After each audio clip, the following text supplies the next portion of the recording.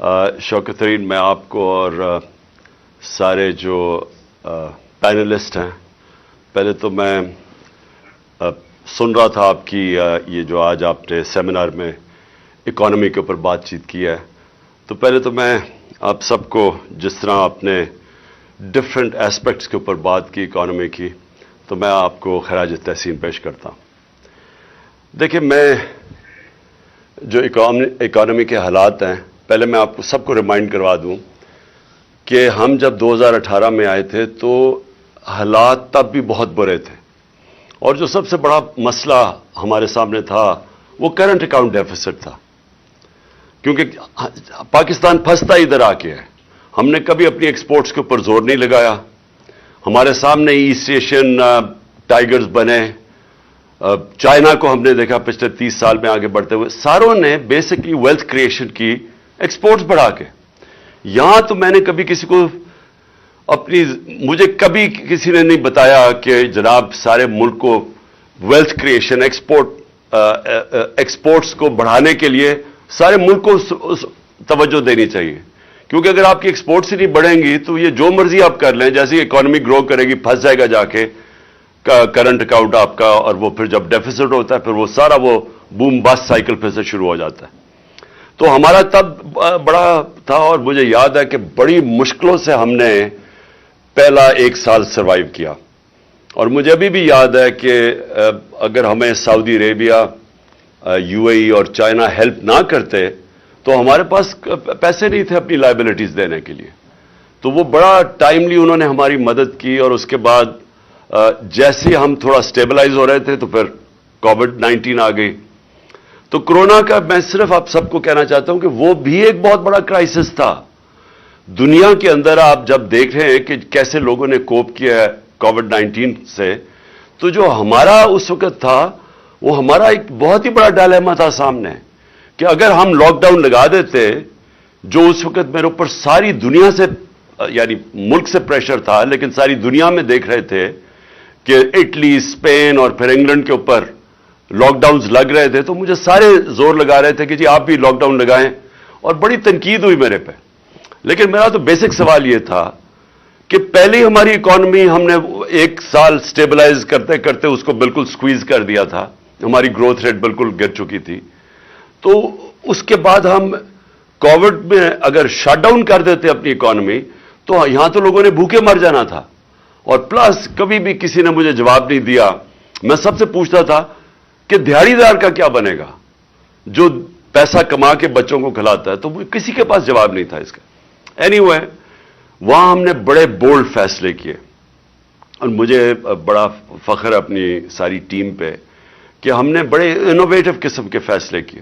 میں نے خود پھر وہ جو IMF کی ہیڈ تھی ان کو میں نے خود ٹیلی فون کر کے بڑی مشکل سے کنونس کیا کہ ہمیں جو IMF کا پروگرام ہے اس سے ہمیں آپ کو تھوڑی لیوے دینی پڑے گی، نہیں تو ہمارے یہاں لوگ بھوکے مر جائیں گے۔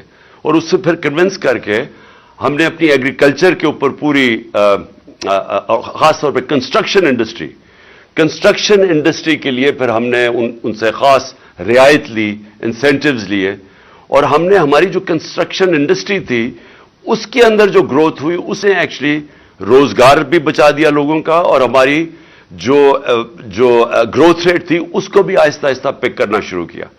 اور جو تیسرا اور چوتھا سال تھا اس کے اندر ڈسپائٹ کووڈ ہماری جو مینشن کیا ہوگا 5.7% گروتھ ریٹ تھی، اور جو آخری سال میں 6% تھی۔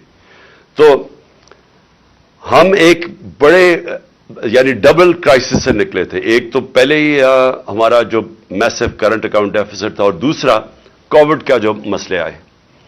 اب کوشچن سب سے پہلے تو یہ ضرور پوچھنا چاہیے کہ ادھر سے جب یہ رجیم چینج کی گئی تو مجھے ابھی بھی سمجھ نہیں آئی کہ جو رجیم چینج کرنے والے تھے کیا انہوں نے ریئلائز کیا کہ ساری دنیا میں کموڈٹی سپر سائیکل آیا ہوا تھا، انرجی پرائسز ساری دنیا میں اوپر چلے گئے تھے، اور کیا انہوں نے ریئلائز نہیں کیا کہ ہم بڑا ایک بیلنسنگ ایکٹ کر رہے تھے پاکستان میں۔ ہر روز میں جب آفس جاتا تھا تو سب سے پہلے ہماری ہوتی تھی کہ ہمارے ریزروز کا کیا حالات ہیں، ہماری ایکسپورٹس بڑھ رہی ہیں، یعنی خوف یہ ہوتا تھا کہ ہم اپنے اس کو کرنٹ اکاؤنٹ ڈیفیسٹ کو کنٹرول کریں، کیونکہ تیل کی قیمت $100 سے اوپر چلی گئی تھی. لیکن جنہوں نے جب یہ ہمیں پتا چلا کہ سازش ہو رہی ہے، تو میں نے خود اور پھر میں نے شوکت ترین کو بھیجا بتانے کے لیے نیوٹرلز کو کہ دیکھیں اگر آپ جو واقعی کہہ رہے ہیں آپ نیوٹرل رہیں گے اور اس سازش میں، تو یہ کنٹرول نہیں ہوگی اکانومی کسی سے. یہ اس کا جو امپیکٹ پڑے گا پولیٹیکل ڈی اسٹیبلائزیشن کا، تو اس کا ڈائریکٹ امپیکٹ آپ کی اکانومی پہ پڑے گا، اور وہ آگے فریجائل قسم کا بیلنس ہے اور ساری دنیا میں ایشوز ہیں. تو یہ جو اکنامک مینیجرز جن کو ہماری جگہ لایا جا رہا ہے، ان کا تو ٹریک ریکارڈ 30 سال کا ہے. وہ کون سا گولڈن ایرا تھا جب انہوں نے کوئی اکانومی کو بڑا اچھا سنبھالا تھا؟ کیونکہ 90s کے اندر ڈاکٹر عشرت حسین اپنی کتاب میں لکھتے ہیں کہ 90s سے پہلے پاکستان تو سارے سب کانٹیننٹ میں اکنامک انڈیکیٹرز پاکستان کے بہتر تھے. 90s میں ہم پیچھے جانا شروع ہوئے جب سے یہ دو خاندان آئے ہیں. تو ان کا کون سا ٹریک ریکارڈ تھا کہ انہوں نے کسی ملک کو اکانومی کو سنبھالا تھا کہ ان کو پھر لایا جا رہا تھا؟ اور وہی جو آج ہوا ہے یہ ہونا ہی تھا. اور میں نے اس سے 5-6 مہینے پہلے میں نے یہی پریڈکٹ کیا تھا کہ یہ جو گورنمنٹ آئی ہے انہوں نے ملک کو ڈیفالٹ کی طرف لے جانا ہے. اور میرے اوپر انہوں نے کہا جی آرٹیکل 6 لگا دینا چاہیے، غدار ہے یہ ملک کا. تو آج اب جدھر ہم کھڑے ہیں، کوشچن تو اب یہ ہے کہ اسے نکلنا کیسے ہے. نمبر 1 چیز، جب تک اس ملک کے اندر پولیٹیکل سٹیبلٹی نہیں آئے گی، کوئی بھی آپ جینیس لے آئیں اکانومی کا، وہ اب کچھ نہیں کر سکتا. کیونکہ جو اکانومی ہے، اکانومی ڈائریکٹلی ساری دنیا کے اندر وہ ڈیمانڈ کرتی ہے سرٹنٹی. جب تک سرٹنٹی نہیں ہوتی، بزنسز ہم سب جانتے ہیں، اور آپ تو خیر میرے سے بہتر جانتے ہیں اکانومی جہاں بیٹھے ہوئے ہیں، تو وہ جب تک ایک اکانومی کے اندر لوگ پریڈکٹ نہیں کر سکتے کہ میں آج اگر پیسہ انویسٹ کروں گا تو آگے اگلے 6 مہینے 1 سال 2 سال تک ماحول کیا ہوگا ملک کا، لوگ انویسٹ نہیں کرتے. تو آج جدھر ہم کھڑے ہیں، یہ کون آج پریڈکٹ کر سکتا ہے کہ 1 مہینے کے بعد کیا ہوگا پاکستان میں؟ کسی کو بھی نہیں پتا. اسی لیے سارے جو باہر کی بھی بزنس جو فائنانس کمیونٹی ہے وہ بھی اس کا ریفلیکٹ کر رہا ہے. یہ جو سی ڈی ایس پاکستان کا پہنچ گیا 122 پہ، وہ ریفلیکٹ کر رہا ہے کہ وہ اب نہیں فیل کرتے کہ پاکستان کی اکانومی اپنی لائبلٹیز بیٹ کر سکتی ہے. اندر پہلی گیلپ کی سروے ہے کہ 88% بزنس مین کہتے ہیں کہ جو پاکستان کا ڈائریکشن ہے اکانومی کا، یہ گورنمنٹ کا، وہ غلط طرف ہے. یعنی ان کا بھی کانفیڈنس نہیں ہے. تو کانفیڈنس تو ریسٹور کرنے میں صرف ایک چیز ہے، اور وہ الیکشنز کروانا.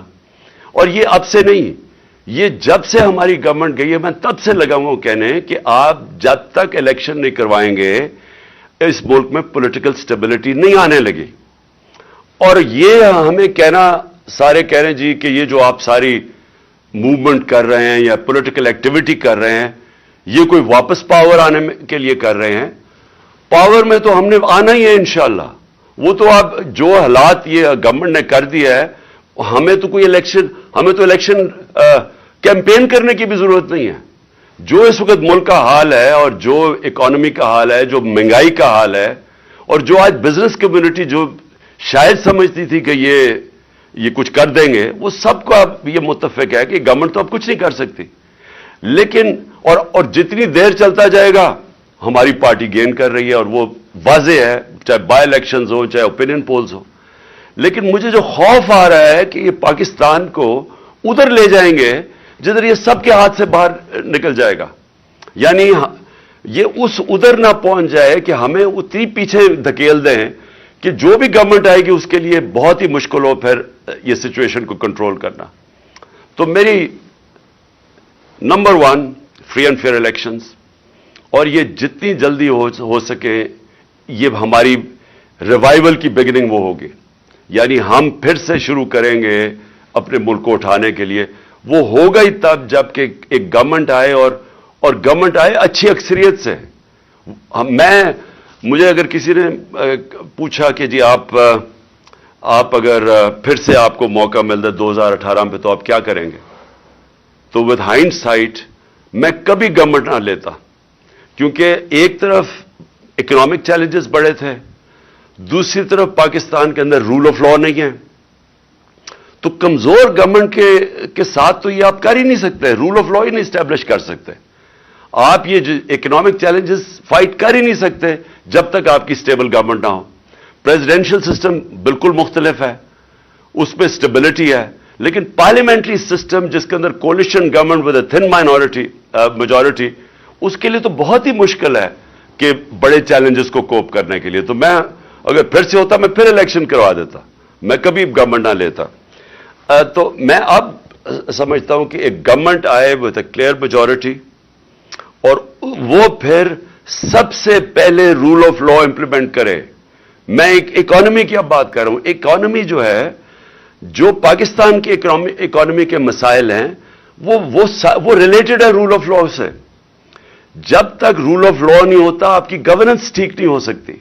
یہ جو مافیاز بیٹھے ہوئے ہیں پاکستان میں، ہر جگہ مجھے جو سب سے بڑا پرابلم کیا ہے، مافیاز ہیں۔ میں ایف بی آر کے اندر شروع میں ہم ٹیکنالوجی لانا چاہتے تھے، ہم کوشش کرتے رہے کہ وہ ٹیکنالوجی کا استعمال کر کے ہم اپنی ٹیکس کلیکشن بڑھائیں۔ آپ یقین کریں کہ 1 سال تک ہر وقت وہ سیبوٹاج ہو جاتا تھا اندر سے۔ اندر لوگ بیٹھے ہوئے تھے جو نہیں لانا چاہتے تھے، کیونکہ پریزنٹ سسٹم سے اتنا زیادہ اس میں پلفریج ہے، وہ ٹیکنالوجی نہیں آنے دیتے تھے۔ جب اینڈ میں مجھے افسوس یہ ہے کہ جب فائنلی ہم نے یہ بریک ڈاؤن کر کے اور ہم پہنچ گئے ٹریک اینڈ ٹریس سسٹم پہ، یہ جو سیلز ٹیکس کی ایویژن ہے وہ بلینز اور بلینز میں ہے، وہ ہم نے جب ٹیکنالوجی وہ لے آئے، اور دوسرا پھر ہم نے یہ ڈیٹا بیس، نادرا کے ڈیٹا بیس سے ٹیلی کر کے، شوکت تری نے پتہ نہیں مینشن کیا یا نہیں، ہم نے آئیڈینٹیفائی کیے ٹیکس پیئرز جو کہ اچھے لائف سٹائل ان کا تھا لیکن زیرو ٹیکس دیتے تھے، وہ ہم نے بیس بڑھانے کے لیے ادھر ہم پہنچے، تو انفارچونیٹلی تب ہماری گورنمنٹ گرا دی گئی۔ تو نمبر 1 چیز ہے کہ پاکستان میں ایک طاقتور government rule of law establish کرے۔ یہ جو مافیاز ہیں ہر جگہ، شوگر مافیا ہے، یہ سیمنٹ ہے، سب سے بڑا مافیا ریل اسٹیٹ مافیا۔ آپ سوچ نہیں سکتے کہ ان کی اب اس وقت پاور کیا ہے۔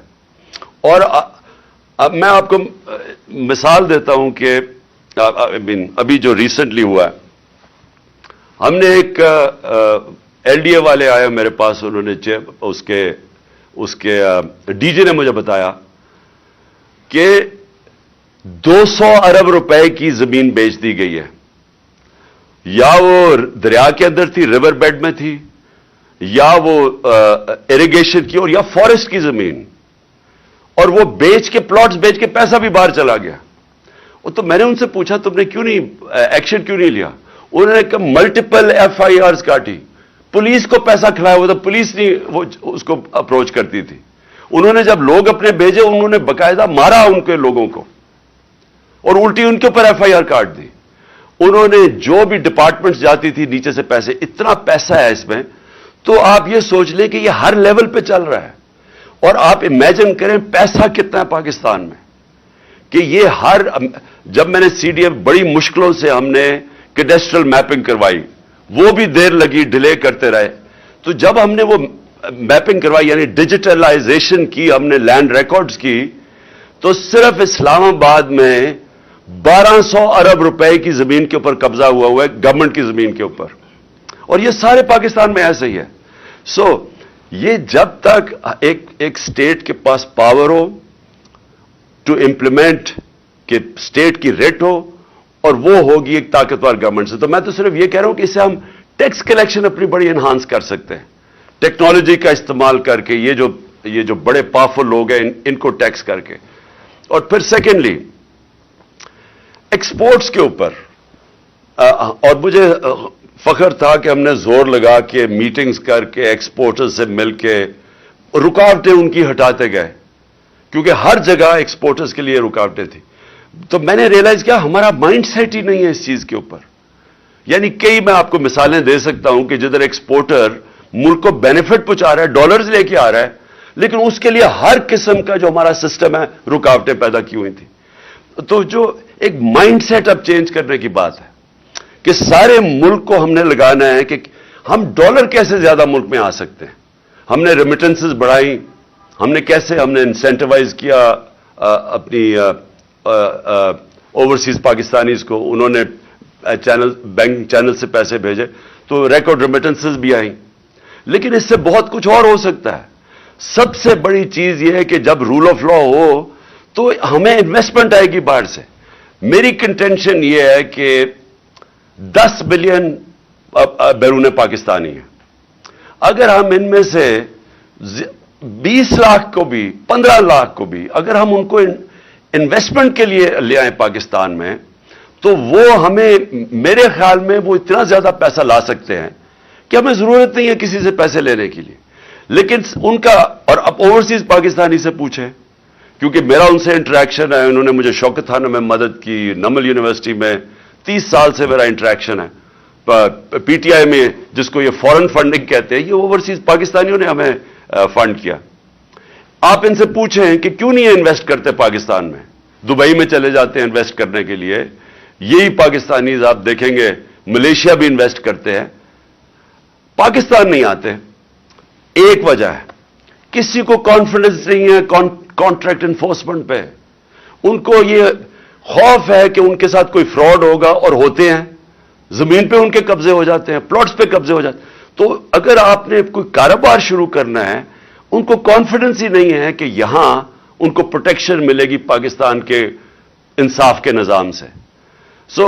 میں اگر آپ کو سارا سم اپ کر دوں اینڈ میں, کہ دیکھیں جدھر یہ لے کے جا رہے ہیں پاکستان کو, مجھے افسوس سے کہنا پڑتا ہے کہ جو بھی اب گورنمنٹ آئے گی اس کو وہ سٹیپس لینے پڑیں گے جو ہم نے آج تک لیے نہیں ہیں.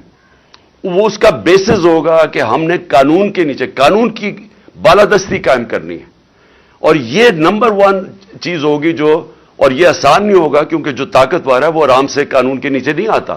لیکن اگر ہم نے یہ شروع کر دیا تو جیسے جیسے لوگوں کو کانفیڈنس ہوتا رہے گا پاکستان کے جسٹس سسٹم میں, تو یہاں انویسٹمنٹ کی کوئی کمی نہیں ہے, کیونکہ 22 کروڑ لوگ ایک بہت بڑی مارکیٹ ہوتی ہے. یہ مجھے سیمنز کا مجھے چیئرمین ملا ادھر ڈیووس میں, تو وہ میرے سے پوچھ رہا تھا کہ کیوں نہیں سارے اس وقت ساری دنیا کی بڑی بڑی ملٹی نیشنلز کے ہیڈ کوارٹرز پاکستان میں ہونے چاہیے. آپ کا 22 کروڑ کی آپ کی آبادی ہے, لیکن آپ اس کو جب آپ آگے بڑھیں گے تو ایونچلی وہ آ جائے گا کہ ان کو پاکستان کے سسٹم میں کانفیڈنس نہیں ہے. تو ایک ہمیں سٹیبلٹی چاہیے, ایک گورنمنٹ آئے جو کہ 5 سال کے لیے آئے اور سٹیبل گورنمنٹ ہو. اس کے بعد وہ انفورس کرے رول آف لا, جس کے اندر بزنس کی پروٹیکشن کے لیے کانٹریکٹ انفورسمنٹ.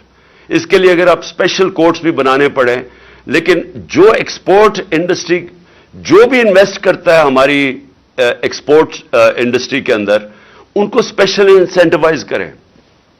جو بھی آگے سے اگر کبھی, جو میرے سے ایک غلطی ہوئی وہ اینڈ میں ہم نے کرنے کی کوشش, مجھے شروع میں کرنا چاہیے تھا کہ آگے سے جو بھی ہم اب ایمنسٹی کبھی دیں تو ایمنسٹی صرف ایک ہونی چاہیے کہ جو بھی اپنا پیسہ انڈسٹری میں لگائے گا اسی کا صرف وہ بلیک کا پیسہ وائٹ کر سکتا ہے. یعنی ہم سارا ڈائریکشن اپنے ملک کا ویلتھ کریشن میں لگائیں, انڈسٹری میں لگائیں. بزنسز کی رکاوٹیں جو ہم دور کر رہے تھے اسمال اور میڈیم انڈسٹری کے لیے, ہم نے خاص طور پہ اینڈ میں میٹنگز دیتا تھا, ان کی گلوٹین کرتے تھے, جو ڈفرنٹ ریگولیشنز ہیں جو ان کو ان کے لیے کاسٹ آف ڈوئنگ بزنس میں اضافہ کر دیتے تھے. اور میں آخر میں یہ کہنا چاہتا ہوں کہ دیکھیں میرا جتنا بھی یہ 3.5 سال میں نے دیکھا کہ اتنا زیادہ پوٹینشیل ہے یہاں. نمبر 1 ٹورزم, جتنا ٹورزم کے اندر, کیونکہ میں انفارچونیٹلی کووڈ کے 2 سال آ گئے جس میں دنیا میں ٹورزم افیکٹ ہوئی, لیکن میں آپ کو یہ بتا رہا ہوں کہ پاکستان میں ایسی ایسی جگہ ہیں, اور ہم نے ایک پورا پلان بھی کیا ہوا ہے ایک سکردو کے اندر ایک جگہ کہ پوری ریزورٹ بنے, کیونکہ وہ ایسی ایسی جگہ ہماری.